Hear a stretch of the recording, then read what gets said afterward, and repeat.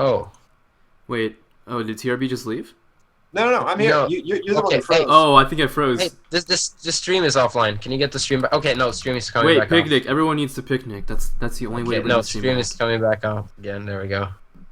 We're Picnic. gonna have we're gonna have two parts. Are you training Let me know when for it's back your up. nuke tests or something like that? You do that kind of stuff still in the US? Are we back on board? Yeah. Yeah, we are. Well, actually, We're live. we can talk about ghosts, but I did want to add some things about Bailings. Yeah, I was just Some gonna finish up my suggestions. thought. I don't know where I got cut off, but anyways, Yeah.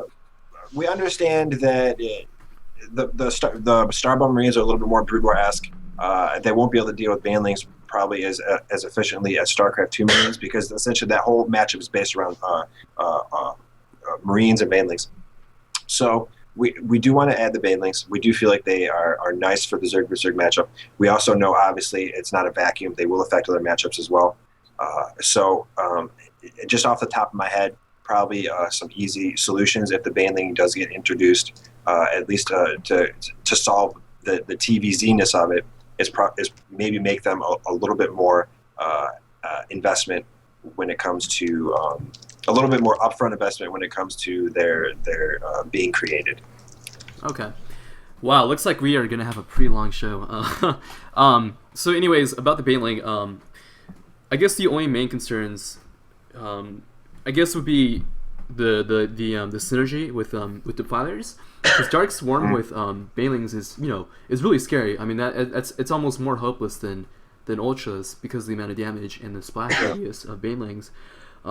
So I'm wondering if there's anything we can do about that. One potential thing we could do, because we really don't want the Banelings to be like the Red Bandit said. We don't want the Banelings to be the defining unit in that matchup. Really, it's mostly for ZVZ, and maybe for like early game ZVT as another opener to deal with the early Marine pressure. But one thing we could do that I just talked about with BorN, but I haven't mentioned too much to others, so I'm going to say that it's my opinion more than anyone else's, is just to remove the speed upgrade on the Baneling. Just never make them really roll fast. Just always make them a little bit slower, and that will really negate their usefulness in the late game versus Terran. There are a lot of changes that could be done. Like, first, number one is making the Baneling light, so that fire bats do more damage against them. Yeah. Which could still work under Dark Swarm. Another thing is making the Baneling only deal damage when it actually makes contact, because that will affect mainly it'll still be exactly the same in ZVZ, but not in TVZ. Good point, actually. We had that for a little bit, and people are complaining that we're useless in ZVT because of it, but that's exactly what we want now, so that's actually a very good point. Yeah. And there was another thing, too, that I was going to say, but can't remember off the top of my head. No, those are some good ideas. I think maybe putting all of those onto the Baneling would be a little bit overkill, but at least taking a couple of those out and putting. I thought you were going to say like would be a good idea, and I was like, oh okay. no, that would be a little bit too much. Anyways, another thing. Now this is a crazy idea that I was going to talk about earlier, but queens with exploding creep tumors. Now, hold on, I know it sounds crazy. So one thing is, creep tumors I'm not sure if they're incredibly strong or too strong because of the vision that they provide. It could be an error in my own play that I'm not stopping the creep spread fast enough. And some players, like StarCraft, our players right now, being primarily brewer based, don't necessarily have SC2 like creep spread. But I have played against Zergs with creep spread, from StarCraft 2, and they have, it's intimidating. It's actually really scary. So I was thinking of maybe that might just be my personal error, and it might just be something that I need to work on myself.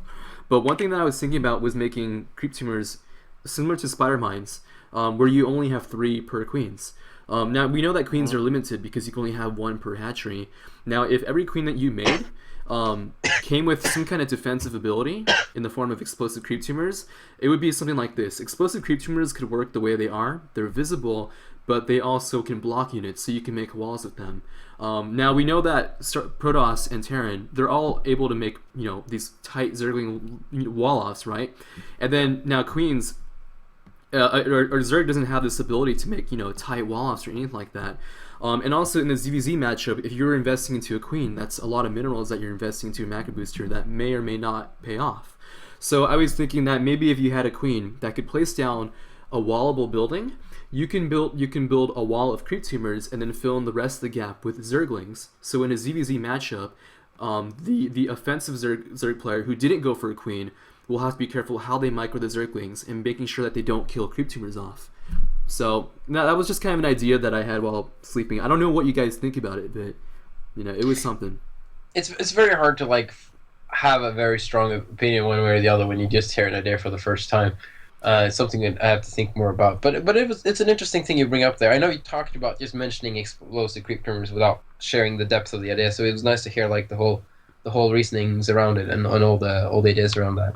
Well, basically, the way it's basically a stationary baneling. That's it. And it's something that'll add stability to ZVZ.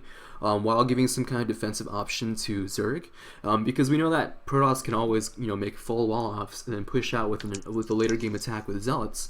But now where's Zerg's defensive options? They don't have anything like a complete wall off, or maybe even setting up like Sim Cities against Zealots with creep tumors, things like that.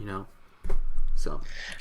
Well, so I mean, possibly adding some sort of collision size to creep tumors to give them some sort of Sim City viability is something maybe that they could use some further thought about. Yeah, well, it's just some kind of weird replacement for banelings, and something that's limited, doesn't cost gas, and comes 3 per queen, but. Anyways, that's just a thought. We can move on to the next point. Let's see. Rebirth. Ooh, now that's another spell that I have very mixed feelings about. So what's the idea behind the spell? Actually, I think we're just going to make this Rebirth discussion really short and say that it's just probably not going to make it. Okay. So yeah, we talked about that earlier today, actually. Mm-hmm. Especially with this idea of Infestor morphing to Viper and all that, we don't need that many spells anymore. So that's one of those spells that would probably just go. Cool. The idea was very simple, really, is that, okay, we were putting spells on the Overseer, we got some room on the Infestor, what are we going to try? And then someone came up with an idea to try this, so we're just testing it. It was very little, it was not that much design process behind it. It was more like, we have room for an extra one, we'll just throw in something and see what works and what doesn't work. So okay. Well, it looks like... Yeah, and regardless of the feedback we got on it, our internal testing pretty much we felt like it would be kind of a lost cause to start diving into, because what we wanted it to do was essentially it would be a viable option for a Zerg player in like a super late game situation to have more of a push option available to him to kind of break those turtling situations. But really, when it came down to it, even if you put that in these types of situations in the ultra late game when you're tacking into a fortified location, even if you put that egg onto like an ultra, say, right, he dies, right? Even with the ambient damage in the background from the enemy forces, the eggs essentially just died in their spot anyways. So it kind of failed where we wanted it to, and maybe it excelled a little bit where we didn't want it to. Yeah. So that's when situations like that happen, as a dev team, we have to sit there and ask ourselves, all right, how much energy and devotion do we really want to make this spell work? And essentially, since there was a pretty substantial outcry about people not liking it as well, when we take that into account with the fact that it seemed like it was going to be an extremely long and arduous process to make it work anyways, and even then it still might come out kind of iffy, we kind of start thinking about different plans, and that's when we came up with other Zergcaster we had talked about previously in the podcast. Okay. The only really sad part about this whole process is that the spell looks amazing aesthetically, and Fen did a lot of work on making that look pretty cool, so that's kind of sad. But it looks really awesome. I just love that those units carrying around those eggs. It just looks so cool. Alright, so the good news is that we've pretty much covered all the balance stuff now. I mean, the next ones are pretty self-explanatory. Increase the range of a lot of spells. It's something that you guys are testing. Which spells in particular are you guys increasing the range of? Xiphias, want to take that one? I think you're the one who... Defensive Matrix... I think Storm already had fairly long range. Dark Swarm... basically, we took all the range from Brood War, and we increased whatever was lacking on current Starbow, because it's been some really weird reasons why some spells should have the same range and some spells shouldn't. So we just throw it back to Brood War range to see how that feels. So that's basically it. Most of the range of these spells are between 8 and 10. Mostly are 9 or 10. So that's pretty long range compared to. But some of them had already surprisingly long range. So how about EMP and Stasis? Unchanged? I think so. I think EMP and Stasis had about the same range, but we have fixed something with the Science Whistles that made them really hard to cast spells. That's been fixed on the test map, and it feels a lot better. They cast spells. They still have to stop, but they stop a lot faster. They cast them instantly after they stop. They don't have to separate from each other anymore. We fixed all that. Okay. So that's very nice. Okay. It feels much better. Awesome. And then there has been the new energy upgrade to Infestors and Defilers, increase the max energy. I want to talk about that for a second, because one thing I really, really liked about from Brood War, and I think it was Franskar who mentioned it too, was the fact that when you have a maxed out energy Defiler, you can cast both Darkstorm and Plague. I think that was really cool. And you required an upgrade to get it, and you required a lot of consume. And we have removed most energy upgrades from the game, and just instead let a lot of these spellcasters start with more energy instead. And they still start with more energy, but the max cap to be increased doesn't really matter for almost any of these spellcasters except for Defiler that has 2 very expensive spells. So maybe we should have an upgrade like this for the Dark Archon too, because that also has expensive spells when it comes to think about it, but we'll think about that later. Okay. But yeah, so essentially, Starbow, like 5 months ago or 6 months ago, you could see that it was. I don't want to say there's a prejudice against casters somewhere in Starbow's past, but if you take a look at the numbers, even if they didn't intentionally want it to be that way, you could obviously see that a lot of casters underperform, whether it be because they don't have their energy upgrade, they have a shorter cast range, blah blah blah. Spells obviously are a bit changed too, and that could be because a little bit of a Starbowization. But at the end of the day, we were kind of thinking to ourselves, all right, would the game be more colorful or less colorful if spellcasters were a bigger part? And we kind of thought that it would be more colorful, and so that's kind of why we're going with a couple of those spellcaster changes. By the way, the Dark Archon model is amazing. Yeah, it looks Holy really crap, it is so nice. I don't remember who made it, but it's some guy at SC2 Maps who made it a while back, and it's been used in several different occasions for other mods as well. Just another thing about the story that the Red Band is talking about there. Basically what happened in the early stages of Starbow is that Kibel and others thought that smart casting would be incredibly strong compared to Brood War, who didn't have smart casting, and all these big AoE spells were really heavily nerfed as a result of smart casting being in the game. And what we learned to discover is that almost more important than smart casting is unlimited unit selection to be able to move out of these spells. So they kind of cancel each other out much more than we thought it would. So now we're putting more buffing the spells back in this. Cool. All right, looks like we are done with the test map and live version discussions. This is going to be SoaH's time to shine. Overall, about the changes that you guys talked about, I think they've been great. I think you guys are heading in the right direction. I am way more confident in all of them. I think they're great. I think they're good, and it's worth testing. Awesome. All right, SoaH. So, anything you? I know you're working about a lot on the starbowmode.com website, and as well as matchmaking. So, how's that been going so far? So for the last month, I think 4 months, we've been working on a new arrow system. The one we're using currently is a desktop one, which Discord doesn't like very much and has been negating us quite a lot of support due to having to install an application. So we decided to change it into a web app for it to be easier to use and being accessible for all Koreans, which tend to use others' computers. I mean, not their personal ones, but in third parties. So at the end of the day, we're working on that. It's progressing pretty good. Most of the functionalities are already there. I mean, you can do matchmaking, you can chat, you can do almost anything, but you have to upload the replays manually. And we're currently working on making all that much easier with authentication. I don't know, one of those two words. No, that was right. That was right. With Blizzard Zappy, and that's pretty tough. due to low documentation on their side, but they've been pretty responsive. So that's been awesome because I wasn't expecting any answer from them. So that is moving on, and I think we'll have it for the next month. In the next month, we have a full complete application will respond like the desktop one. And the idea behind this, at the end of the day, is to have everything, all the communication centralized at one point, and make it comfortable for people, easier to use, and then have active um, man maintainment. I don't know how that word is in English. Well, Maintenance. maintenance. Thanks, Mhm. Xiphias. Yeah, have some maintenance on that, so we can update stuff, put new functionalities.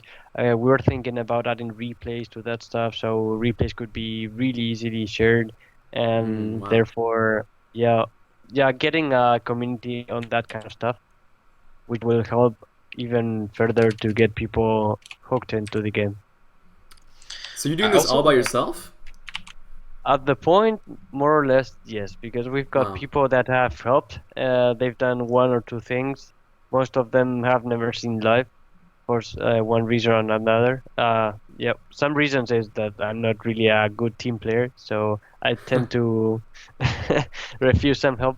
But there's been people who have been trying to help us out, and some of them are coming back. I think Xiphias was talking with Wilton some days ago, and some other people to get some more help because yeah, if we get more people to do it, we'll do it faster. And I maybe if see. they have better knowledge, that would be even better. Is there any feedback you're looking for from us or from the community chat? Well, the current website is eros.starbowmod.com, and well, anyone that goes there, it's in an alpha state. That means it's just thrown there. It works. There's nothing more. It just works. So most of the feedback I'll be looking into is mostly just functionality. How does it feel? If it's not what people were expecting. If some button should do some other functionality because it feels like that way. I mean, it's more about the feeling that it gives that for actual bugs, because there are a ton of bugs, I can tell you. And those will be there because it's just an alpha thing. So it's more about the feeling and the flow and all that kind of stuff. Okay, cool. I think we should Uh, really make it like a really easily accessible link from the main starbowmod.com page into the Yep. matchmaking. That'd be awesome. Yeah, once it's at a certain state, we definitely will do that. Cool. And another thing I really want to add to this, or I just want to mention, I don't want to add, just mention, is the support that we have from Blizzard here. First of all, just the fact that this matchmaking system that we have been already developing is not against the end user license agreement. We had a specific meeting about that. Second of all, the fact that Blizzard, I'm gonna say almost, but maybe they've had the meeting by now, but they were gonna have a meeting about their API. Just that was initiated by us having some questions about it, but then Thanksgiving happened and they all quit early that day and stuff. But like we have contacts in Blizzard giving us feedback, and it's really nice just to know that we actually do. And also, when I had the meeting with Blizzard about the end user license agreement a long while back, they also talked about that if we have a ladder system that is the way that SoaH is developing it, where you have a website client, then they could also what's the word they used? Um, Not promote it necessarily, but they could endorse it. They can't endorse when you have to download like a program because they don't have control over the program that we're telling them to download. So it could be anything. But when it's just a website, they say they can endorse it, and once they see it, and maybe when we talk to them more, they might even be able to like post it as news somewhere at some point. Cool. So that's really really cool. Yeah, That is really exciting news. things are happening behind the curtains So, or whatever. anything you want to end with, or continue with? Oh, SoaH's muted. Oh, so it's still muted. Crap. Sorry, guys. It's okay. So, yeah, I would like to talk about what the new API would give us. Right now, with the Does current people know game, what API is? application. Well, what? Yeah, but the best idea is to say what it would be to the end user because that's what the people will see. So right now to do the verification, there's like a ton of steps which kind of mislead people so badly. We'll always get people in error saying, "How do I do this crap?" It's so disgusting to do. So Blizzard has like an authentication way where you go to their webs, you get redirected to a website, you just log in, window will come like, is this your character? Yes, and that's everything that you gotta do. I mean, that will be much easier for anyone who is new to the system, doesn't know how that works, because before it was, I must say, confusing at least. And Okay. on the other side, games will not longer be uploaded. They would just be confirmed from the history. Cool. That will make, well, you won't have to upload games. That's a good thing. The bad thing is you have to say like, okay, I finished my game. Please check it out. I see. So that's the thing that we're getting linked with Blizzard right now. Okay. It's slow. It's slow. I mean, I'm doing little by little, but Spain hours are really difficult to do other stuff work. So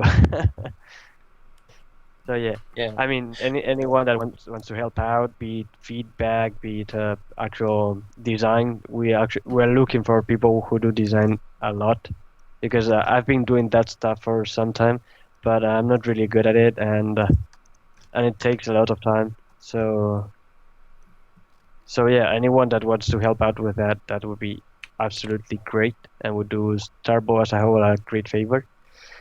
And anyone that programs and wants to help out with, well, there's a long list of languages. There's Golang, JavaScript, there's Python for the website, there's PHP for forum. There's a lot of stuff to be done. And even though we're working right now on RSG, I mean, we can't grow in any other platform right now. I mean, the website can be polished, the forum Yeah. can be polished. Just see, we did just some days ago or some weeks ago, I just don't remember right now. We did this change in the forum where we changed the positioning of the actual forum. It was a stupid little change, but I have the feeling that make everything look much better. So that kind of little tweaks, if we get someone that has idea how to do them or where we should be tweaking, that's normally a designer or something, someone with good taste is pretty awesome. Okay. And Yeah, in that's general, any from the community is welcome to just say, "Whoa, dude, we could do this, we could do that," even if they don't actually know how to do it. All right. Cool. Yeah, that's actually one thing we do need more almost than help with. Also, of course, anyone with JavaScript wants to help SoaH is awesome, and we have a couple of people actually that are looking into potentially helping in the future that I've talked to. But having someone actually be responsible for the website and not just like content, because that's what kind of we do, but like how it looks and making it look more polished and add some more information to the latter part and stuff like that is something that we are definitely looking for. Cool. All right. So it looks like we covered pretty much almost everything. I guess the last thing is I want to talk about some ideas that we're gonna have for future events, and hopefully people can help out with them. I'm pretty sure maybe most of you guys, maybe some of you guys have read the post that I posted about some possible solutions that we can do to draw in viewers. Well, I mean, definitely, you guys, designing and balancing the game is always going to be something you guys will always work on. But I feel like we do need some people that are devoted to PR, or what are you doing? For other things. So, drawing in viewers, drawing in players, and keeping them hooked in would be, pretty important. It's going to help with getting more games for more replay analysis, more games so that we can draw conclusions from for balance and design, and even increasing the community will allow more people to give out more ideas and, things like that.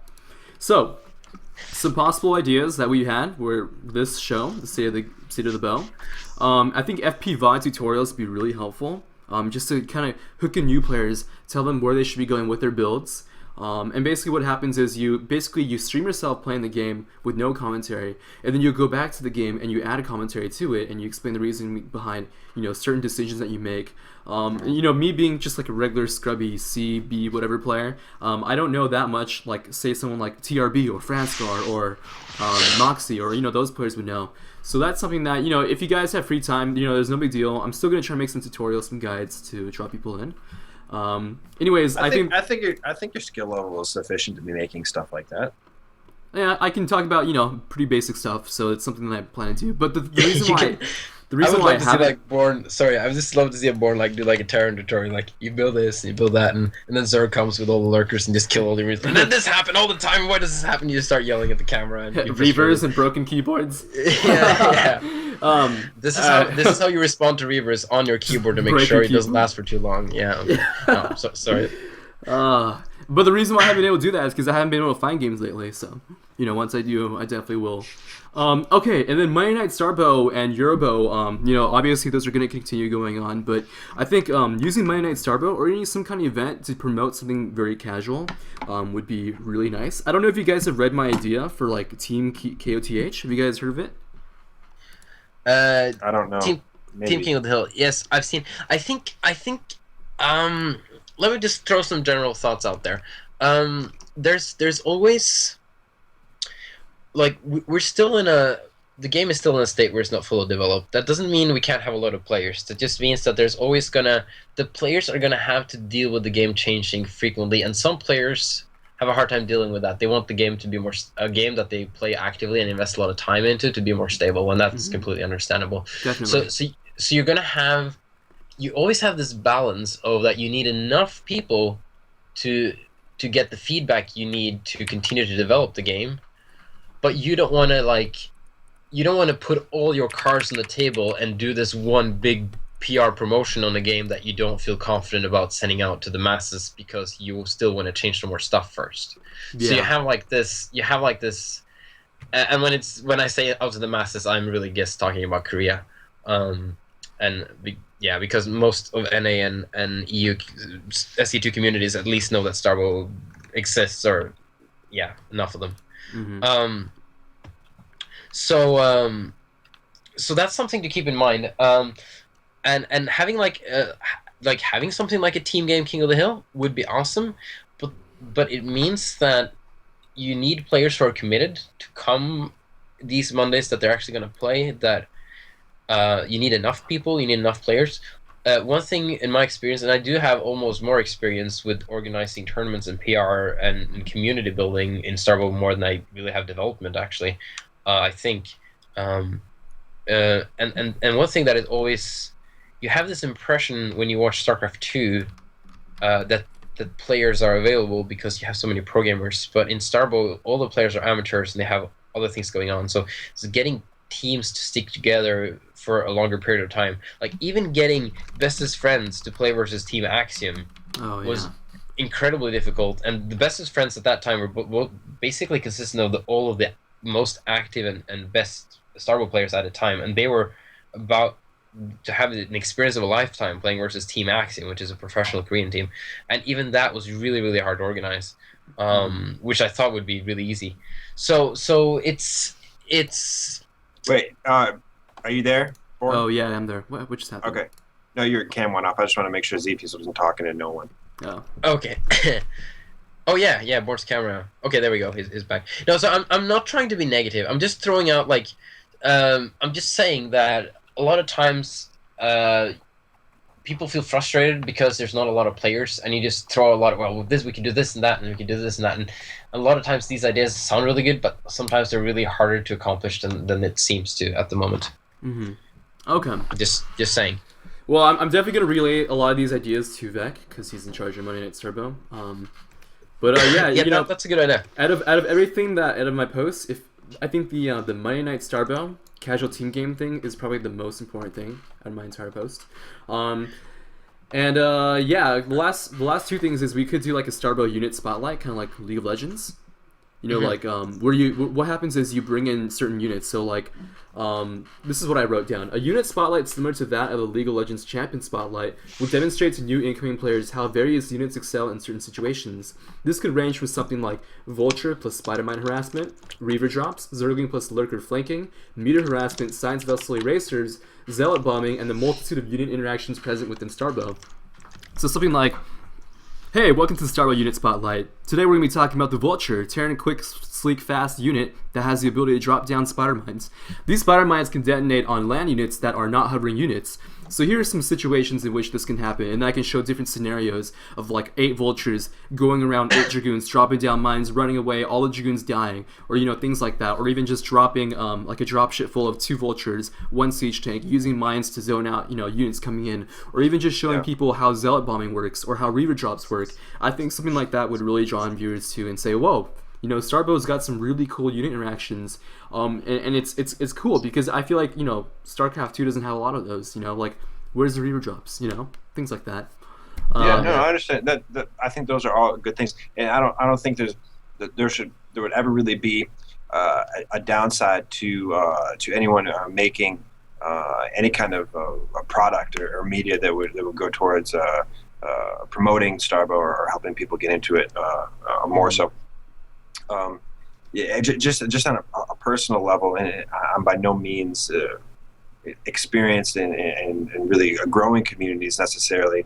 Outside of the fact that of being affiliated with some, is I feel like most of the time, and I think this is the case with Starbow too. We're going to be seeing more of a gradual growth of Starbow.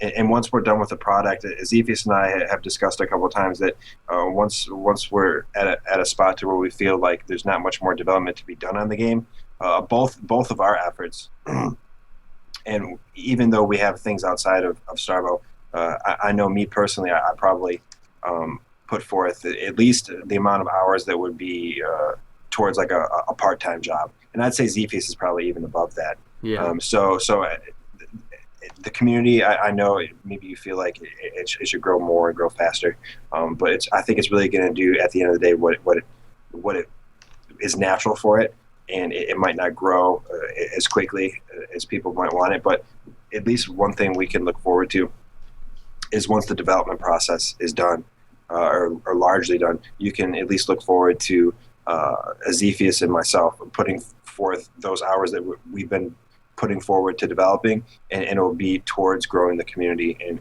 more community-based projects. Mm-hmm. So that's at least that's where my commitment and my contribution will come from towards community growth.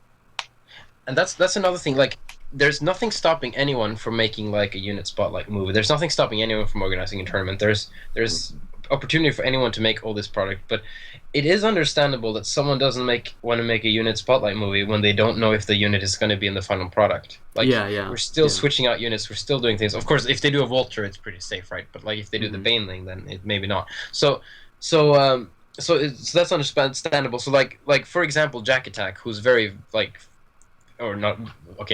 who's a well-known StarCraft 2 personality, but at this time at least, he's become more and more popular as of late. He will, for example, make overview videos of the Starbow units, of the races, once we're done with development. I'm not going to ask him to do it before, because then things suddenly change and they become obsolete over a couple of weeks, and that's just a waste of resources. And I think just go ahead, Xiphias. Sorry. And tons of other things like that, with the translating it to Korea, maintaining forums and Korean community posts. We have translators who can help us. I have a personal friend who visited me this summer who's from Korea and who studied English, and he knows both very well, and we played Brood War together in the past, and he has said that he will help us. So like there are resources out there that can help us. Yeah, and then also, like someone just mentioned in the chat earlier, I feel like Starbow is probably at a place to where we could possibly even do some sort of some fan fundraising project. I know those are pretty hip these days. I forget the website that most people use. What do you know off the top of your head, BorN? Oh yeah. Yes, I do. Challenge. Wait. You talking about No, like the one that Take TV is using for their new house. Yeah. So, anyways, what we can do is when Starbow is ready to be released, we can start this maybe a fundraiser project, and who knows how much money it'll get. Oh, yeah, for like a bigger maybe, tournament. maybe even just a couple $100. Yeah, And what we can that do is is true. we can take that money, and we can spread it out maybe over a series of tournaments over a few months to maybe get some more popularity in the scene. But once Also, again, that's I'm- something we're probably not going to want to do it until we're confident with the product that's Yeah. being finished. Yeah, Also, I agree. If we get in a certain amount of funds from some sort of Kickstarter project, Kickstarter, I'm thank you. That's it. Yeah, I'm or pretty GoFundMe. sure we could also get Artosis and Tasteless to cast a tournament for us. They would probably have to Yeah. be paid, but I know they're both really like excited and interested about Starbow actually. So It has, even if they have, they've expressed to us that on a few different occasions that they like what we're doing with the project, and yeah, once we start to step away from being developers and more towards pushing the product, you'll probably be able to see them attached to Starbow in some way or fashion. Okay. Yeah, no, I totally agree. I think, maybe I wouldn't say that player base is a priority anymore, but I think no matter what, doing something to increase the player base is always gonna be helpful. And That's true. I'm not That's putting true. I'm not putting it on anyone for making a unit spotlight. I actually Yep. want to do it myself. I actually want to put in the hours because I have a few days before I start winter school again. Even cool. when I do winter school, it's gonna be a pretty easy class, so I still have extra time. Mm-hmm. The only thing is, I just need some assistance. I need someone just to set up some scenarios with me, just so I can record them, micro them, and then commentate them. That's all I need, and then I can take care of the content, and I can learn video editing, maybe with some help. But that's just about it. Anyways, for the last thing that we can do is player retention of like new players. I think if we ever find new players in chats, and after we play them, we can always ask them for the character code, and we can establish like a database of just new players, and we can just add them to our friend list and play them whenever they're on. So instead of them, reaching out to us, we're reaching out to them. But it's just something we can do. indeed. But yeah, I guess that's pretty much gonna sum it up for. Well, This I would episode, I would Miles. like to add something and sum up the problem with the community in general. I mean, the not growing stuff. As Xiphias has pointed out, we're at the point where we cannot grow, as the fact that we're changing everything every some days, some weeks, makes it very, very difficult. There's not a consistent ladder to work on. We're still like kind of in the midst of everything, so it's really risky to try getting people into using Starbow right now, because the more people we get and won't like it because it's not finished, because it's changing for whichever reason, they won't come back maybe. But it's quite probable that that we will lose a percentage of those people. So we have to be careful with that, and at some point we will say, okay, Turbo 1.0 is done, we'll ship with this. We'll keep on working in the back and keep on developing for a version 2.0 or whatever, but that will be a back thing, and it will be released, I don't know, like 1 year later. Okay. And there will be like a developed branch of everything. I think that's the most healthiest way to see it. Not in the in the StarCraft way of things, that there's one game, there's an expansion, then there's another expansion. It's constantly changing, but in a more, it will change much slower, which with more thought out element. I wish one- I hadn't that's have a important to know. school. Yeah, that's true. It is hard. It definitely is hard. And having a player base, of course, would be so nice, and it would help with development. But I'm not saying that we had to do some crazy hype all at one time, like back in February or 11 months ago. But yeah. Yeah, but thing is, when we get to that phase in which we can start to gather people, yeah, then we have to go all in on that. And Yeah. I mean, until then, we have to deal with the fact that it's the people that we're here, and it's, I don't know, like 40, 50 people which are kind of active, Mhm. and deal with that fact and work with those numbers, because we can't afford going further. All right. I mean, we can talk to our friends, we can we can keep on moving stuff in Team Liquid, but we cannot go into full advertisement because we'll lose a heavier punch in the future. Yeah. Okay. Can I just add something to the end? I need to go real quickly. Yeah, we're almost done anyways. Yeah. Uh, I see some discussion there in the chat about beta and not in beta and stuff. Technically, Starbow. I know in the forums this is a Starbow's been a beta for a long time, but if you look at some of the changes that have happened, that is not really a beta. That's more like an alpha. It's just the terms that are being used incorrectly, and it's of course also hard because at that time you think the game is in one state, but it really is in another state, and you don't really know exactly what's going on. But I wanna say this: as long as I am in head of developing Starbow, I will make sure Starbow gets out of beta. Starbow is not going to be one of those projects that's just going to be forever developed and never completed. Starbow will be completed, and that's a goal we're actively working towards. I see a lot of people say, like, oh, it's been developed for 3 years. This is, like, it's never going to be finished. It will be finished. It will be finished to a state where we can say this is 1.0. We're happy with it. We're probably going to keep, like, working on balance patches and whatnot. That's happening with StarCraft 2 at the moment, too. But it will be in a place where we're not going to, like, replace abilities. We're not going to replace units or do anything like that. Yeah. And essentially it changed management like a year ago when you stepped in to be the developer, right, Xiphias? Yes. So I mean, you also have to take that in consideration too. Like think for example, like if there was a game being created by like, and I know we're obviously not a game developing company, but we can make some loose affiliations. Let's say it was a game being developed by some company, right? Another company came and bought them out. Don't you think there would be some backtrack or some changes that would be made? Obviously, so yeah, it's making progress, and I understand like people might be. Yeah, go ahead. People David. say, "Yeah, it's been developed for 3 years." Yes, but but when you say that, you're like comparing it to like a game that's being developed by like Blizzard or Electronic Arts or something.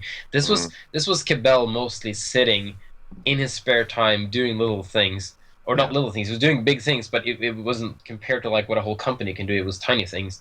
For a long time, but it takes forever when you have a very and at that time there was almost no one playing it for several weeks. No one would touch the game. He would almost stop developing it for a long time. Like, if you want to put all the hours that have been put into developing into this game, it's not going to be 3 years anymore. It's going to be a very short time because it is part-time. It's in my opinion a very poor comparison, and we are seeing it go forward, but it does go forward a lot more slowly than other games would, just because this is a community project. This is not a big company trying to make money. Yeah. All right. So I guess in conclusion, it's Starbow has been in development for a while, and it probably will be. But regardless of that, there's still things we can do now to make the game as enjoyable for everyone. And until the game is finally complete, I mean, even when we get to the time that the game is complete, if we have content, thrown out, replays, tutorials, events, now that's really going to help with player retention once the big hype comes. So starting from now, there's always things we can do. So yeah, and just to piggyback off that, we still have money, some money for StarCraft for Starbow to host some tournaments and whatnot. But if it ever gets to the point to where we're running dry on funds, like you can at least look to community members, and even if not someone else, it will be at least me putting forward some money to, even if it's just $25 every couple weeks to keep some fresh content and good players to play Starbow. So it's never going to completely collapse before we're finally done with the game, even if it has to rely on community members putting forth donations, which has pretty much been the case for the last few months. Anyways, we have some really solid community members that want to see it keep it going, and every once in a while they'll donate some money to see a tournament happen. So so keep that in mind too. Honestly, I guess we're just about done then now. Like, I mean, we've pretty much discussed everything. So yeah. Sounds good. I will say that it's been incredibly productive. I mean, if you guys were, I'm convinced that we're heading in the right direction, and if you convince me, that's pretty good, because I kind of came into this not really knowing how everything was going to work out, but everything worked out well. And BorN, I'd like to thank you for putting this on. I think that doing something like this, it really shows that you like the game. Obviously, you like the community behind it, and it's nice to see just when anyone does it, even a little bit when it comes to Starbow. And I know putting together something like this takes a lot of effort. And if you were to ever want to make a recurring theme out of this, even if it's weekly, bi-weekly, or even bi-monthly, you can always count on me to be on the panel if you'd like me to. And I think it's nothing but positive things can come out of discussions like this. Yeah, thanks. I really appreciate your time. We've been here for more than 2.5 hours, so I really appreciate it. So big thank you to TRB, Xiphias, and SoaH. Thank you guys all for this first show. It probably won't be weekly, won't be bi-monthly, won't have a set schedule, but after every little test map, we can always come back for some kind of discussion. I'm very sure that they're going to be much shorter too, because we just kind of summarize everything that's been happening since this is the first show. But yeah, I guess that's it. So thank you guys for your time. Hey, thank you. All right, guys. Thanks a lot. All right, man. Thanks for tuning in. If you guys have any questions, let me know. But I don't think we really do. Question time? Yeah, let's have a quick question time if anyone. All right, Xiphias, if you have to go, I can take any questions if you. Yeah, Yeah, I that's think fine. I just want to throw out the same, just super quick, just throw out that it feels so much more productive to do something like this than just it arguing does. in Skype chat or in the forums with posts. So I really appreciate you putting this together, BorN. Yeah. I do have to go, so thanks so much for having me here. So take care, everyone. All right, thanks, All right, bye, Xiphias. Xiphias. See you guys later. Now Or, I do have I do have some time, so if you however long you want to do questions for BorN, okay. I could probably do it for like 20 minutes or something if you want to do that. However long you want, really. yeah, I have plenty of time. I just didn't want to keep you guys. That's all. Okay. Yeah, I Cool. don't have anything to do right now until a little bit, so I have, if I have anyone- nothing to do. if anyone has any questions, we can take questions for like let's put a time limit on it, like 5 minutes. If anyone has any questions, look at no one's gonna have any questions. Because we answered quite a few, just during the discussion. So. It's comprehensive. What do you call it? No. Oh, Edge. Are you there? How do you pronounce Edgewoda? Is it Edgewoda? Edge. Uh-oh. How do I do this? All right, we have a question here. Someone said this question comes from Overused Shoe Toy. He says, have you ever thought of getting a skilled map maker on board to make some kind of single player thing? I know Starbow's a multiplayer mod, but hey, it might help. Yes, there's actually a forum on starbowmod.com where a gentleman discusses his progress of making a single player custom campaign. Now, of course, it probably doesn't go as fast as other people would like it to. I know that he has made an update fairly recently, within the past few days, I think. And if you read through that forum, you can go through what he's his process, and you could probably even send him a message on the forum if you have any specific questions for him. I hear a vacuum, by the way. Yeah, that's my roommate. Okay. All right, that's fine. Let's see. Is there any other questions on there? Are ghosts currently satisfactory? Are ghosts currently satisfactory? Wow, that's actually a tough question, and I'd have to say no. And the only reason I say no is just because we're not finalized yet with our conclusions based around how Bio is going to end up working against Terran Mech in Protoss. It's something that we're always kind of making. We're always thinking about and discussing. At the end of the development process, we might end up making more changes to the Ghost. Oh wait, actually, hold on. Sorry. Skype is. Yeah. There's a problem with the call right now, so it's like laggy or something. Okay. Okay, I think it's back. All right, cool. All right. But yeah. Overall, there is someone that's working on it. Nar or Christopher. Yeah. He's working on a single player right now, and it's a campaign. Yep. It's a pretty cool storyline too. Let's see here. Yeah, the storyline he's been doing is pretty awesome, and he already did some kind of testing around with the campaign, and it looked sick. I couldn't finish. I think Xiphias wasn't able to finish it out either. It was pretty tough, and had a great feeling. Must say. Yeah, Cool, that sounds. cool. I'm excited to see what he comes up with. Let's see if Beck has a question. Do you think it would be better to just remove the overseer than keep an overseer that doesn't detect? Question mark. It seems too different from the SC2 overseer to keep the same in unit model. Uh, let's see. I would actually, I kind of agree with the fact of maybe removing it, and I don't agree with the fact of removing it just because it's different from StarCraft 2. I think it's kind of a weird argument to say that we can't take a unit and then make it a little different from StarCraft 2, because at the end of the day, if someone shows interest in Starbow and they want to play Starbow, I really don't think the straw that breaks the camel's back for them leaving the game is going to be because the overseer has a different utility in Starbow. So that's. I mean, I don't speak for the whole dev group either. That's just my personal opinion as someone who would look at it with the critical eye. And it's always open to change, anyways. Yeah. Second question: do you think the 50 gas for macro mechanics has solved the Mass Corsair problem as you hoped it would? I think it has definitely solved that problem as I hoped it would, and I think we found the perfect cost for it to do that without it affecting different aspects of the game. I'm actually quite surprised that our first iteration of that change ended up working out as good as it did. And to be honest with you, I think that the nerfs we made to the Corsair, now that we have that adjustment there, might be a bit unjust. And so we might, and especially the armor on the Scourge, which I think has already been taken out of the live version, but if it hasn't been, it will be in the next.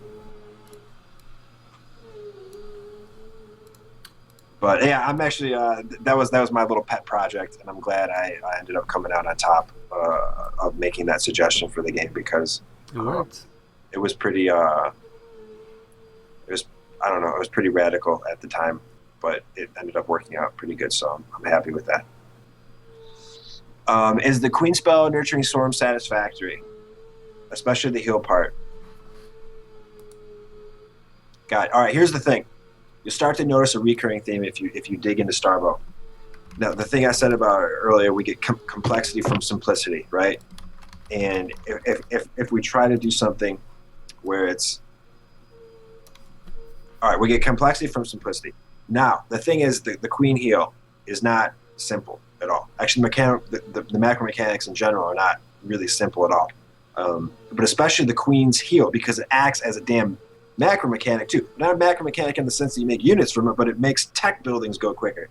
So it's a completely different beast. And I would say that it's not satisfactory. I would like to see something different from the heal. But I don't know what that looks like necessarily. I've had initial thoughts of putting a shield on a unit instead of healing it, so that you don't necessarily get to just totally erase the fact that you got irradiated if you're not paying attention. So like it would be like irradiate, or damage goes down to your unit's life goes down to like 15, and then you can maybe stop some damage from coming with like a shield type situation. But I don't really like the fact that the heal can totally negate something that's happened on the field already. So just on that fact alone, I wouldn't necessarily say that I'm satisfied with it yet. But whether or not we can go about making something to change that is a different story, because like I said, going back to the macro mechanics, they're simply the most complex part of the game, and throwing them into a brood war baseline game such as Starbow obviously comes with a lot of ramifications. Oh, about that little spell idea, pretty cool. What if there was like a spell that instead of being like a shield that negates all damage, only physical attacks, so it doesn't negate spell damage, so your HP can still be dropping down to 0, but you still have a shield that can deflect, regular attacks. Yeah, that could be something. And to be honest with you, that mechanic in general, the healing effect of the transfuse, was quite a hot topic with the dev group for a while before we put in the 50 macro mechanic, the 50 gas macro mechanic, and now it's kind of fallen off a little bit. But I still think it's something that's kind of on the peripheral of what we're looking for. It's just sort of taken a little bit of a backseat to the other stuff we've been discussing lately. So once again, to sum it up, I'm probably not satisfied with it, But that also doesn't mean that the other people in the dev team aren't satisfied with it. So I don't know if it'll be getting any more changes, but it's something I'd like to see probably at least critically thought of at least a few more times before we're done. You said you played with Murray quite a bit. Here's another question. You said you played with Murray quite a bit. He's super sick, awesome, question mark. Yes, he is. Does he frighten you? No, he doesn't frighten me, sadly. Will you take him down in a future tournament? Yeah, of course I'll beat him in the future. Go America. Question 2RB. Are you satisfied with how TVP bio works? Let's see here. Am I satisfied with it? I would say I'm not satisfied with it, but most of the thought and energy and critical thinking I put towards Starbow has not necessarily been pointed towards that aspect of it. I've mostly been worried about how standard ways the game is played in its brood war setting and transition to Starbow. So, like for instance, Bio versus Zerg, and then Mech versus Protoss. I've been more concerned about thinking about that stuff and engaging with it. But I do think, and I also think, incorporating a sound enough ability for Bio to be viable, opening all the time in TVP is the single biggest challenge that Starbow could ever undertake. So I'll say that I'm not satisfied of where it's come, but I also think that it is the most difficult challenge that faces Starbow in terms of balancing and design, because changing one race automatically and adding new units automatically affects the other matchups as well. And so outside of maybe making a strictly very weird unit that only has effects in one matchup, which is something that we obviously don't like to do. We don't like to make stipulations for certain units to only be like an armor type, for example. But I really only, well, I don't want to speak too soon, but once again, it's probably going to be the biggest obstacle Starbow has, and it might be the last one that it tackles, because I think it would be better to finish everything else first and then go in and then try to make Bio work rather than try to make it work first and then add stuff on top of it later. All right. Do you think we have any chance to make one base toss openers return? That's a question to me. Yeah, I do. I'm actually not so quick to write off that they're not viable right now. I think they might look a little different from what they did in Brood War, but we also have to take into consideration everything up until this point for the past 4 months has had Protoss with a storm that has been, for lack of a better term, extremely nerfed. So we're really going to have to, I think, wait until the new live version with the new storm tweaks to kind of really gauge where builds in PvZ are going to go.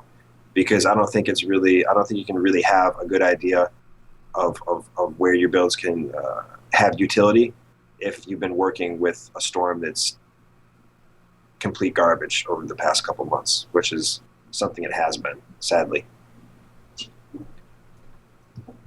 Hey, So things Jora added a new question. There's two questions actually. First one was from Menoma3. He asked, also, sometimes there's been poor public relationships between the Starbow developers and the community. People lashing out at each other. Any thoughts to remedy that? Oh wait, I can talk about this. Yeah, wait. Can you?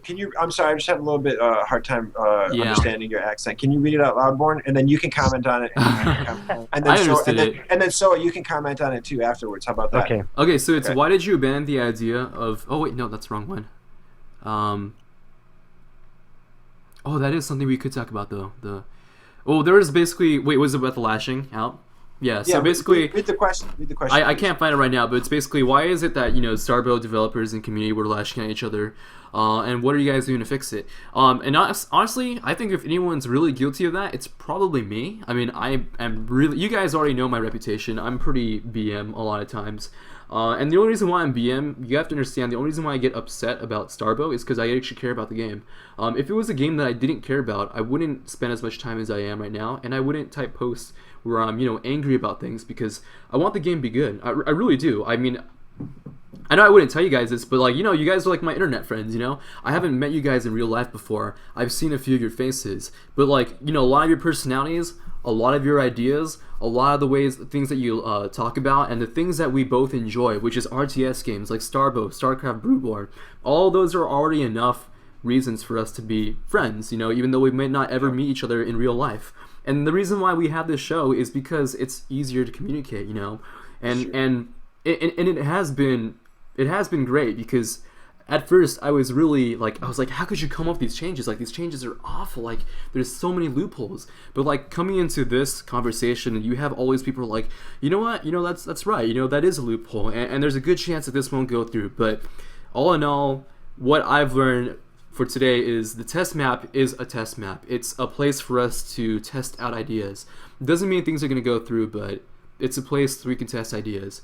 And I would never say this until now, but yeah, I enjoy this community. I enjoy being a part of it, and I hope that I don't leave it anytime soon.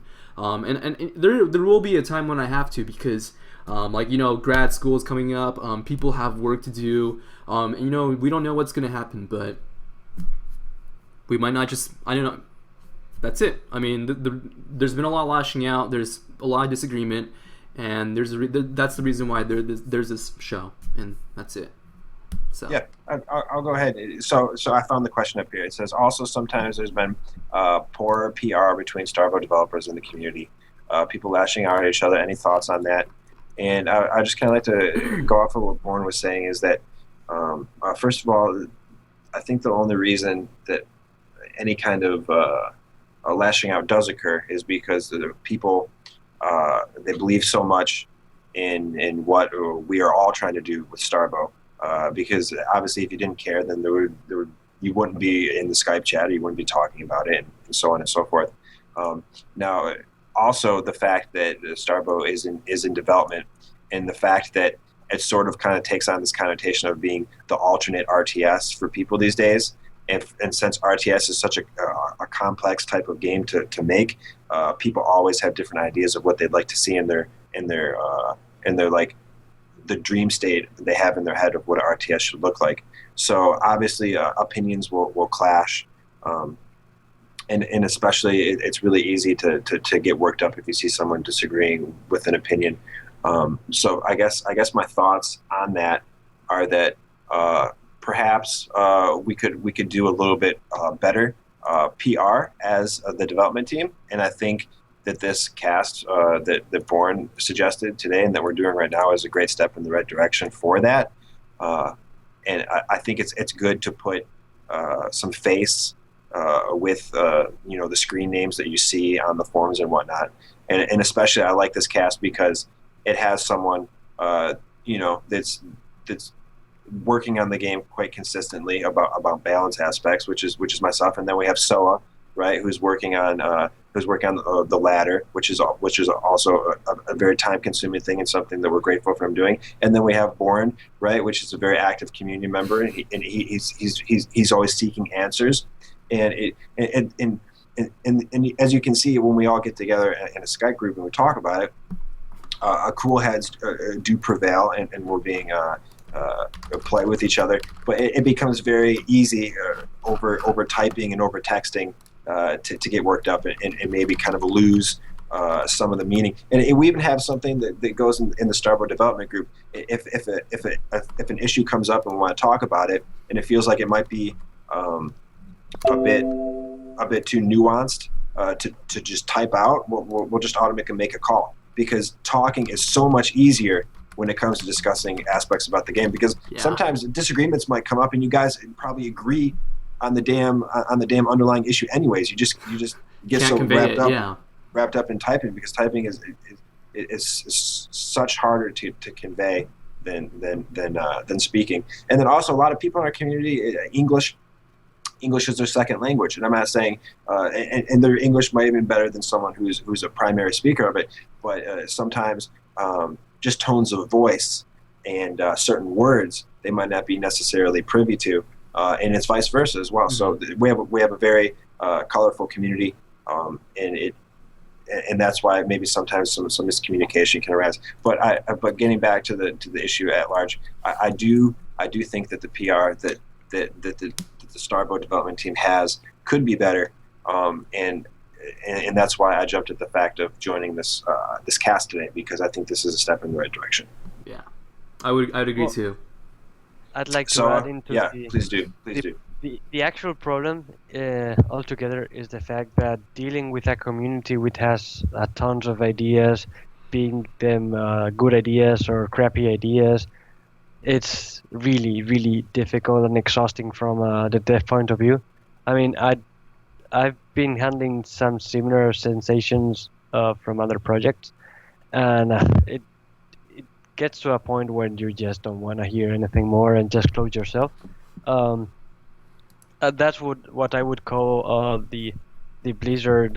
What Blizzard did actually, they were pretty open, and at some point they were just, or I have this feeling that they were just exhausted from hearing all these ideas, and they just turned into what they thought was the best way to go, which is one of the ways to deal with this. But this is a community project. We talked about it, and we have to freaking deal with that. And even if someone is just exhausted with that, just back off from the conversation and leave another one deal with that pressure, which is not easy at all. Xiphias is really good at that, and that's what actually at what he excels, dealing with that pressure. And people like Kalevi, which are really good developers, but maybe not so good at dealing with that pressure at some times, because everyone is as like he is. Should rely on a character like Xiphias to deal with that, and we have to believe in each other and rely on each other a bit more, and know our weakness and weakness of these kind of projects versus a fully founded project which you can do whatever you want. So I think that's the root cause of this problem, and once we understand and we've arranged solutions like this one, I think it will go much better. People will start to understand much better why are some solutions being taken. What do things mean? Like, for example, what was a test map? I think there was and there is a big a broad idea of what it is, because some people may think it's actually what is going to be implemented, and maybe it's just that it's just testing stuff, so people can get easily confused. There's no place where that is documented. There's no one to have the patience to explain stuff like that, and people do not usually ask for that information. So I guess we'll have to get used to some lashes from every once in a while, but as well we have to take into account that there's a lot of pressure being put onto the dev team from the fact that there's a ton of ideas and everyone wants his idea implemented, as that's usual, and that's normal, and that's good actually. I can totally agree with that. No, the thing is, for example, I'm considered a part of the dev team, but that does not mean that every one of my ideas makes it into Starbow. And here's the funny part. I would actually say that maybe 2 of like solely original TehredBandit ideas have made it into Starbow, and I've had maybe 100. So I've gotten really used to being shut down. I've even gotten to the point to where I kind of feel like my usefulness to the Starbow project is not necessarily coming up with new ideas. It's mostly just streamlining ideas that have already made it into the game. So I know what it feels like to put forth an opinion and have it shut down. And Xiphias sometimes will just tell me straight up no, and he won't even give me an answer. I'll be like, oh, F you, Xiphias. But no, we don't get into it like that. But it's a different kind of a feeling when you put forth an opinion, you think it's a good idea, and this is what happens with a lot of community projects. It's like, no, why don't you listen to me? Why isn't this a good idea? And for example, the dev team with Starbow, we're actually it's a pretty transparent. Even before this podcast, which really takes our transparency to like the next level, we're pretty open. Like for example, other projects that are kind of similar to what Starbow has going on, but obviously been around longer, is something like Dota, right? It started as a custom map in Warcraft 3, and actually the developer IceFrog, he has absolutely no contact at all with the community of Dota 2 or Dota in general, and it's been like that for years. And I'm not saying that that's something we're going to take on, but I can definitely see some merits to it, because there's a lot of back and forth between community members and developers, and sometimes it's just best to put forth changes and then have the community kind of take them in. But the thing is, our community is not that big, and we have, and essentially the beta testers that someone like IceFrog would have is the whole community that we have. Like we're not big enough to where we can have a development team and then a beta tester team who kind of keeps things under wraps and kind of experiments with things, and then like the player base. Everything is just jumbled into one. So that's why we kind of have to learn how to maybe try to speak a little bit more politely with each other. And I'm sorry I'm belaboring on this point too much, but I'd really like to see, less flame like in the Starbow chat, which has been over the past couple of days. But let's try to take some more questions. Let's move away from that. There was one about. I've got one from Edgewater, which has been posted many times, and I think he wants it answered. He's concerned about the fact that Fungal was scrapped completely and disregarded as a because of its counter micro, but an instant cast Maelstrom is being considered. Okay. All right. So Fungal, for example, it does. If you want to take it, all right. Here's the thing. We if we were to take anything from Brood War or StarCraft 2, it needs to be Starbowized, right? And we will change it regardless. Now, different spells and units have different changes that are put onto them. I guess if I were to answer that just off the top, it would be because Zerg in Brood War and in Starbow, since Starbow has a baseline of Brood War instead of StarCraft 2, they function very differently. We don't feel that Zerg in Brood War is ever in a spot to where they need something, a unit, especially below tier 3, which the fungal growth would be.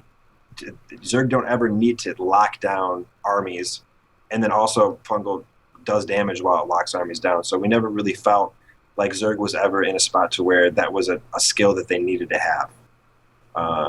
Now, a different case can be made for Protoss, and especially when you put things in tier 3 as well. It becomes a lot easier to balance things. And then also the Maelstrom, like we said earlier in the cast, has been scaled down. It does have a delay on its implementation once it hits the battlefield, and then it is also a smaller area as well. So, and fungal growth is also a tier 2 spell within the StarCraft 2 universe. And we just couldn't see that type of spell really making it into the game unless it was literally the highest tier of research possible, and that is what the Dark Archon is. Yeah, it really is. We talked about this many times, but when you look at the amount of the investment of actually getting a Dark Archon and actually accumulating enough energy for Maelstrom, and then finding out that it's got a lower radius and it only works in biological units, that's a pretty hefty investment. Yep. I mean, let's put it this way: why invest all that gas and time into Dark Archon? Why not get High Templars with Storm? There's like honestly, that's a big investment, and to actually have it pay off is kind of risky. So that's why it's being tested. Yeah, and then I don't want to make this StarCraft 2 and Brood War. without getting into a debate, they're two completely, extremely different games when it comes to how armies function and how economy functions, and how players can play out games within each engine. And we just didn't feel that a fungal would be conducive within a Zerg in Starbow. And then there's... yeah, I'm sorry. Go ahead. It's fine. And just to go back onto this, we look at old Starbow and how it was maybe like 5 months ago, and we really see a theme that we were talking about with Xiphias earlier, and they might have not have meant to do this, but it really just came to the spells were being, there's a prejudice against spells, and automatically what happens when you take most of Brood War, right, and you put it into this new game, right, and then you birth a new creation.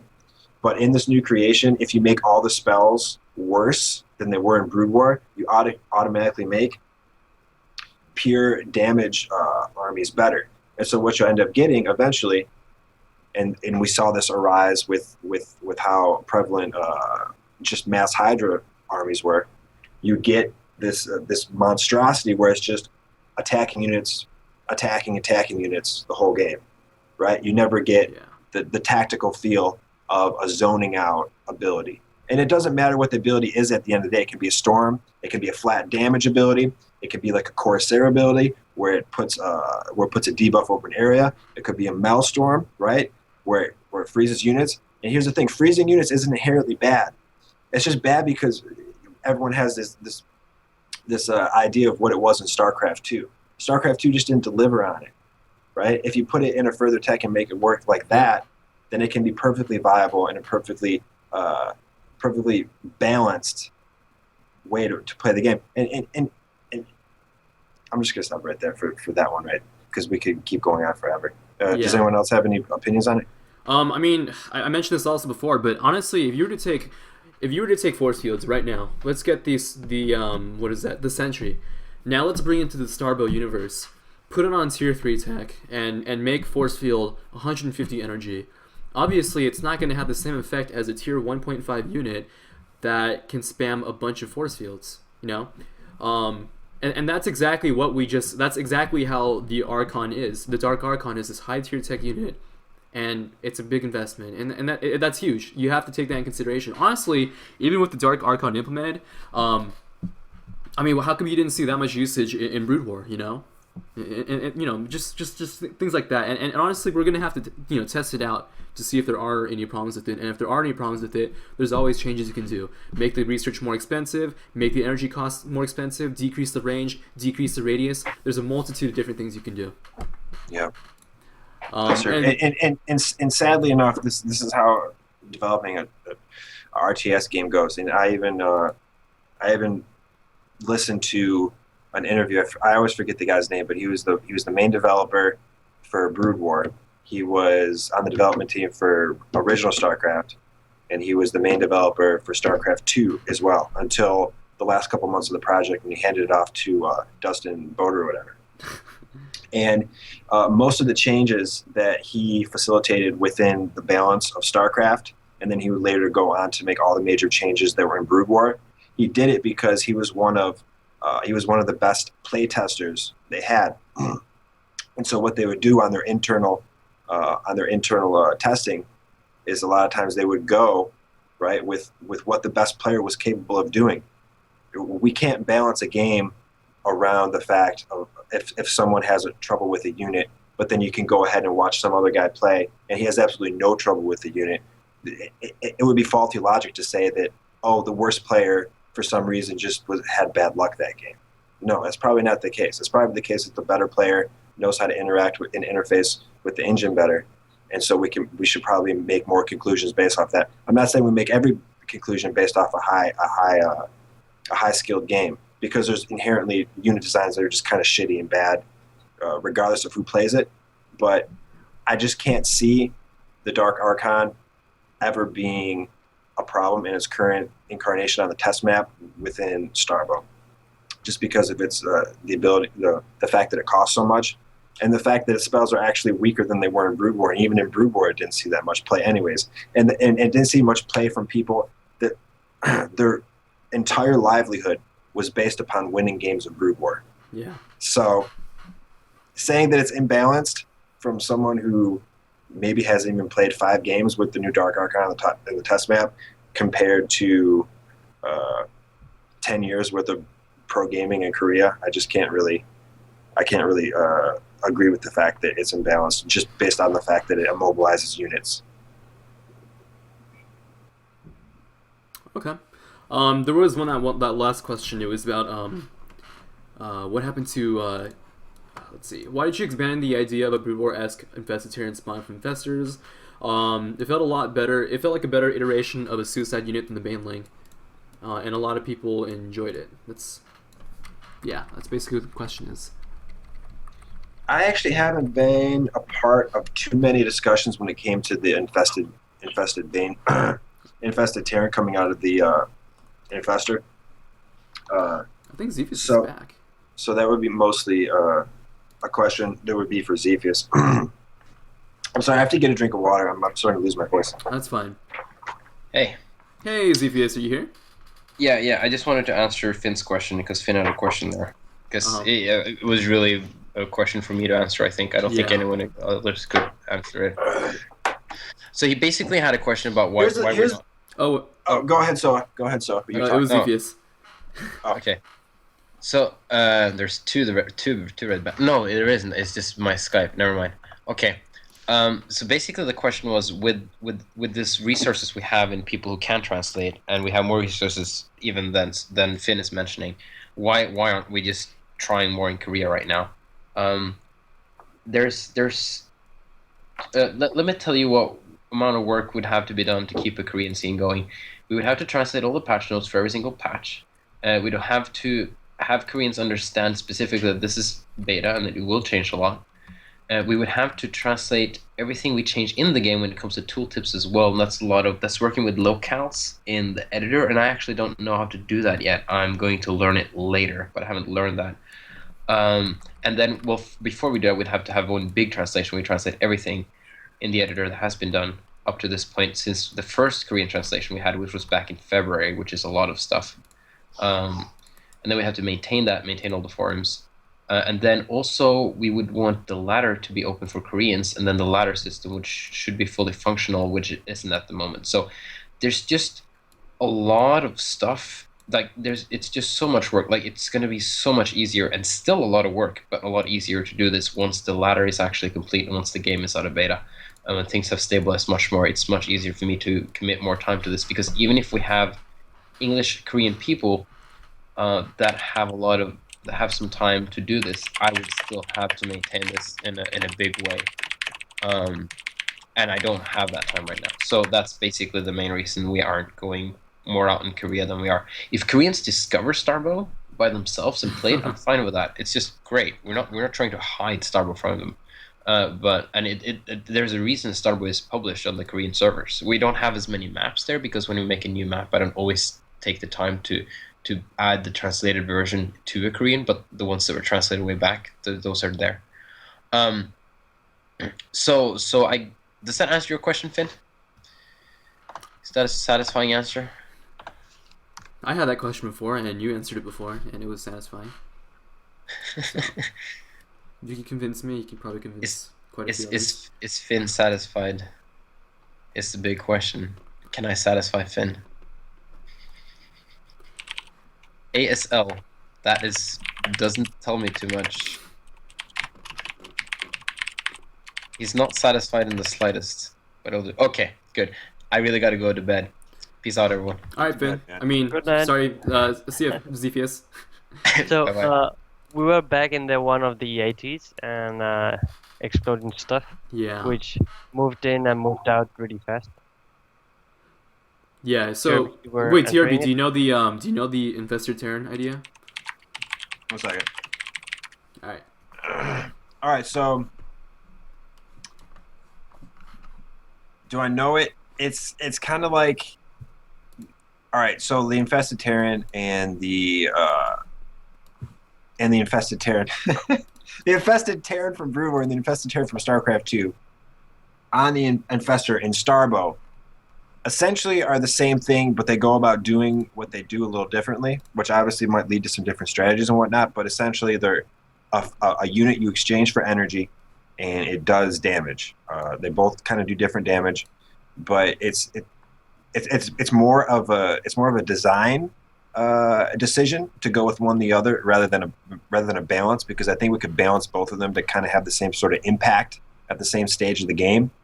And I think Xiphias was a little concerned about, and then everyone on the dev team was a little concerned about kind of just how maybe late game situations could maybe evolve into a Zerg player having too many, like a lot of infestors, and then just having so many eggs on the map where you can't really see what's going on anymore, and maybe giving them too much of an edge in that regard. And so we kind of wanted to move away from that and move them into a unit that sort of exploded, right? Kind of like the Brood War version of the infested Terran. And so it would be a little. At the end of the day, I think maybe Xiphias thought that it would be easier to balance that one. But now that we have the infestor possibly going to having that upgrade to have it fly, maybe having it, if it did have either one of those, would probably be better with the StarCraft 2 infested Terran. But Okay. That's just speculation at this point. We haven't really dived into that too much. Well, actually, believe it or not, the person who came up with the idea was actually me. Right on.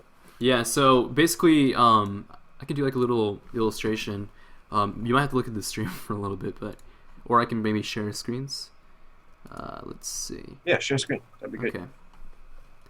Okay. Can you see my screen? Yeah. Okay, so basically this is how it is. You have an infested Terran, or an infestor, right? So this little red dot will be the infestor. And now it could have a different range, right? It could have a maximum range of, say, that circle, right? And let's just say you have this, army of like this. We'll just say it's a Protoss army. Okay, so what happens is... One second. I lost where I was. Oh. Okay, I'm good.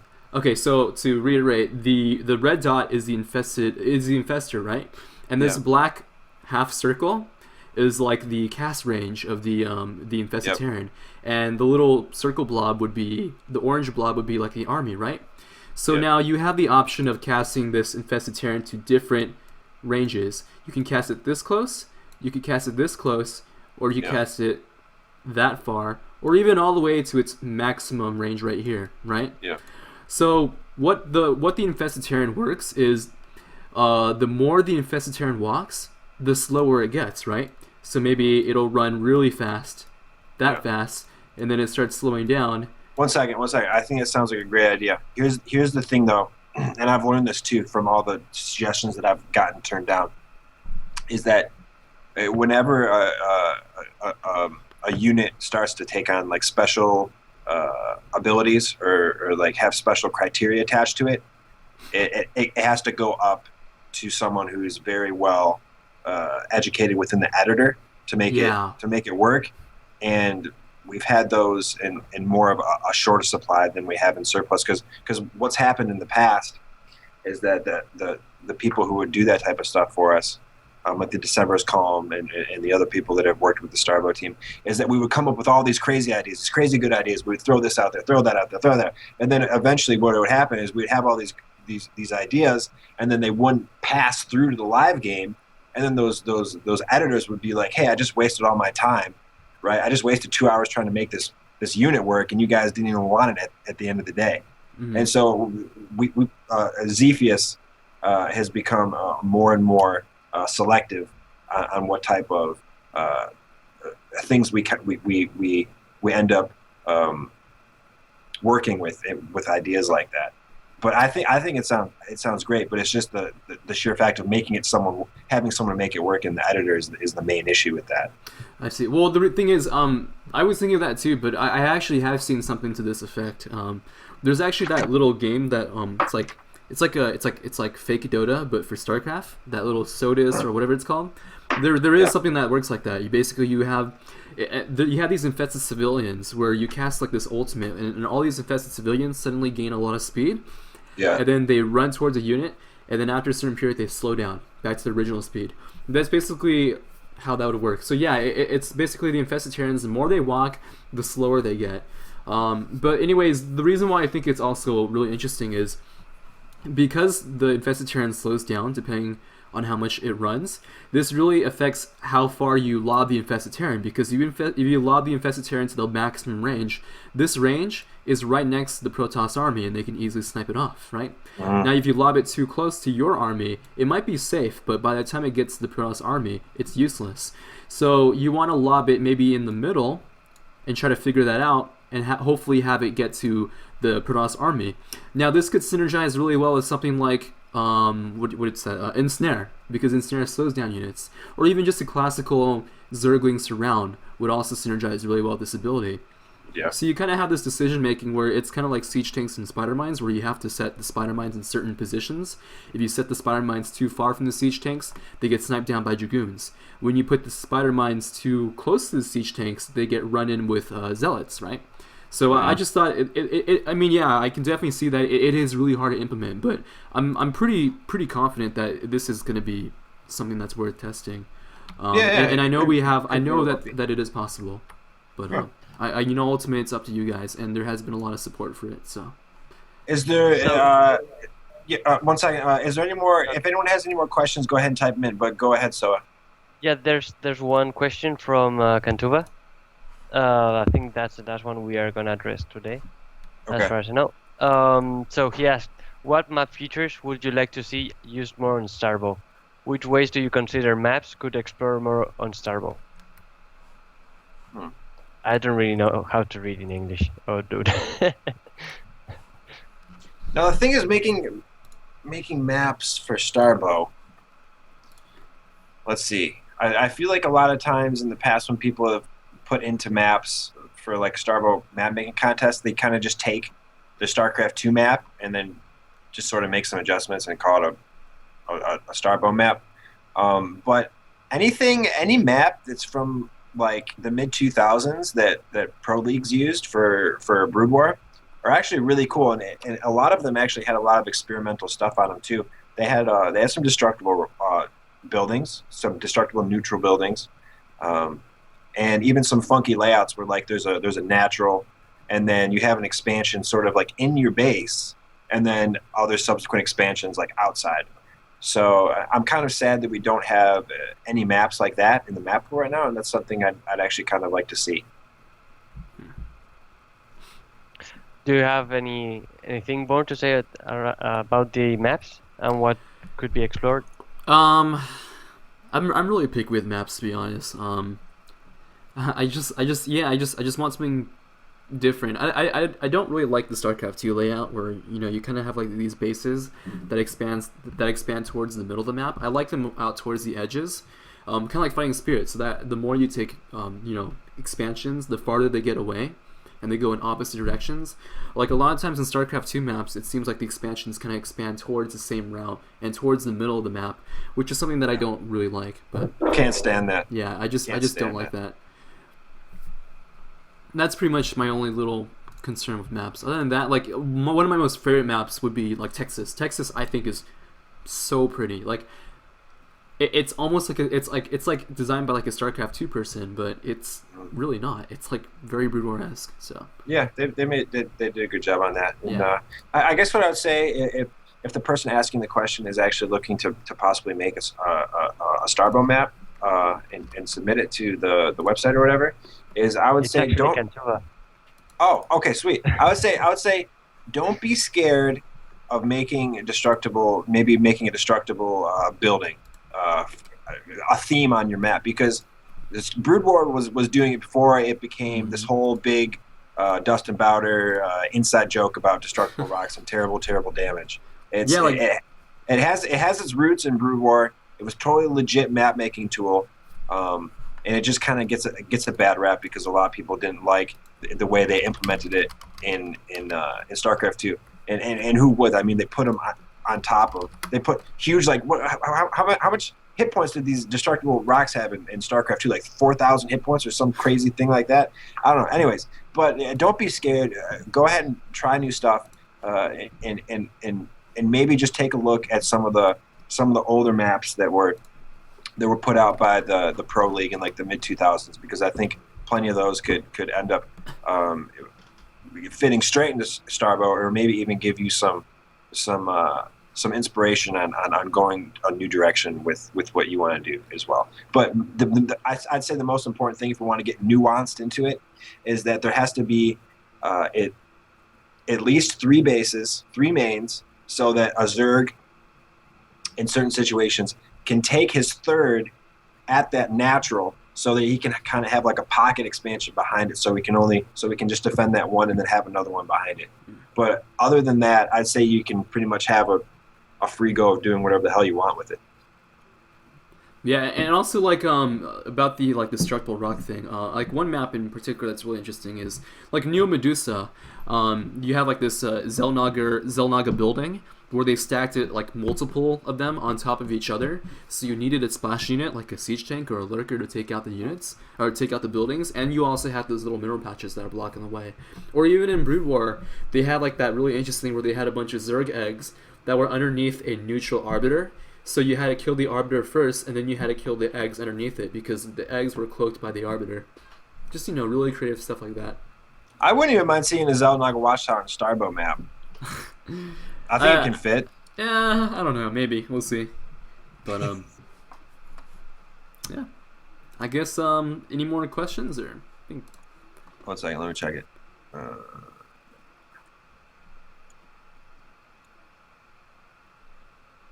All right, I think we can end it. Yep. All right. Take us home with an outro, BorN. Well, I didn't really have anything planned, but this has turned out to be pretty good success. I'm not sure if it's a great success, but Great success. a great success. Okay, we'll leave it at that then. I'm really glad that I brought you guys on here because I had a lot of concerns, and there were a lot of times where we kind of wondered, where is Starbow development heading? But I feel like we've got a lot of those answers, covered today. We know what direction we're heading towards. Yes, development is slow, but this is a community project, and the more community members we have, the faster this project will work. And by the time this project is complete, we're gonna have all these resources complete. We're gonna have streams, we're gonna have tutorials, we're gonna have guides, we're gonna have events, tournaments. And you know what? The next time a big hype like what happened 11 months ago happened, we're gonna be better prepared with it. We're gonna have matchmaking, we're gonna have chat, we're gonna have everything. And you know what? I hope to see and stick around to the end of this and see everything happen. But, while this is going on, we can do whatever we can right now to improve the community. And hopefully this is a step in the right direction. That's pretty much it. Are you guys frozen?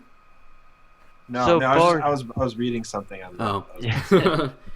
Dude, thank you very much for taking this and taking the time to do all the stuff you did these days. And... yeah, making the community a little bit more involved in this. Mm-hmm. I mean, we know you're not part of the community, the dev team, and want to link as much as possible the people that are playing the game and the dev people. Yeah. And that's really good, really really good. Cool. Yeah, I'd have to say. Oh, keep going. Yeah, I was gonna thank you, Jerby, too, for being here. Thank you. All right, yeah, I like to thank BorN. Thanks for putting this on, man. Like I said earlier, it's a community thing, and we're gonna do our best to keep it going. As part of the dev team goes, I mean, honestly, it's kind of just like a label for people who've been working on Starbow a lot over the past months and even years, and God, I mean, like I'd even consider everyone in the Starbow community to be on the dev team, and especially when people go out of their way to do stuff like this, like BorN's doing right now, and Vec does with the Monday Night Starbows.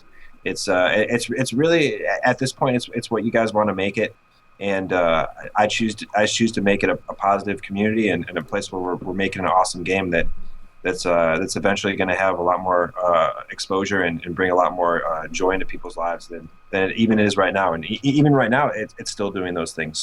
So thanks for hosting this, BorN, and I look forward to doing it again with you sometime. Yeah, big thank you to you, TRB. Thank you to SoaH. Thank you for your constant work on the web developing, even though you didn't have any chances or didn't have too much input for today.